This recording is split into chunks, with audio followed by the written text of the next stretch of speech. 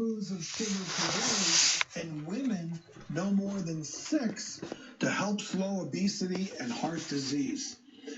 So, Dr. Need, a question to you. We're gonna see how smart you are. How much sugar do you think the average American eats per day? Teaspoons. I'm gonna go with 17. How'd you know that? Because I tell my patients. Wow. I tell my patients.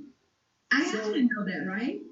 Well, you should. I didn't know that until they told me in my ear, but that computes to about 57 pounds of added sugar per year per person. Well, our next guest is here to share how you can cut down on your sugar intake. I'm so pleased to welcome functional nutritionist and author of Get Off Your Sugar, Darryl Joffrey. Welcome to the show, Darryl. Thank you so much for having me on, guys. Nice to meet you both. This is such great information for everybody, men, women, young, old. So tell us, what was the inspiration behind your book?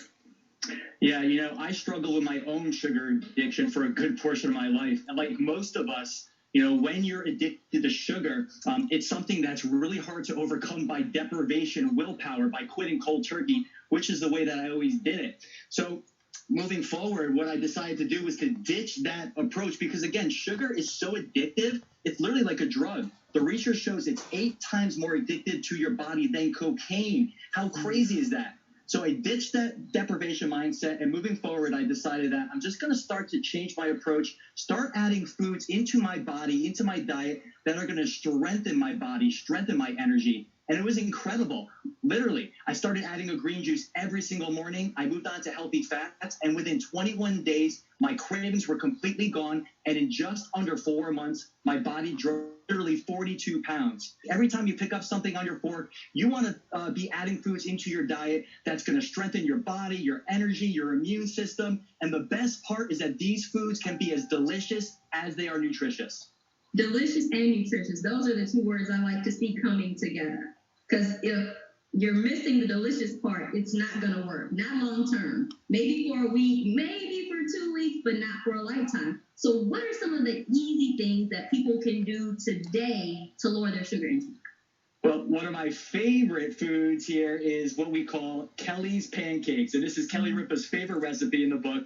And what I love about this specific recipe is, most of us are unknowingly having dessert for breakfast, and pancakes and syrup is at the top of that list. It's literally refined flour and the sugary syrup. It's going to spike your glucose and your insulin, and it's going to raise inflammation. So this is a healthier version. So in this batter, what we're adding are things like bananas, eggs, raw almond butter, vanilla, sea salt, and then you blend that up. And then on a hot griddle, a little bit of coconut oil. You're going to make these just like you would make normal pancakes. Now, note, they might come out a little bit darker, but they're not burnt. That's because of the banana. And then we added a rhubarb compote on top. But right now, rhubarb is not in season. So instead, we made a blueberry-strawberry compote. We added some lemon juice, some lemon zest. You basically just put that in a saucepan for 15 minutes, and then you get something that looks like this, a much healthier version that's going to strengthen your body, not stress your body. And I'm telling you, your kids are going to love this one. I came down this morning, and we made these. There was a little piece bitten out for my 6-year-old, so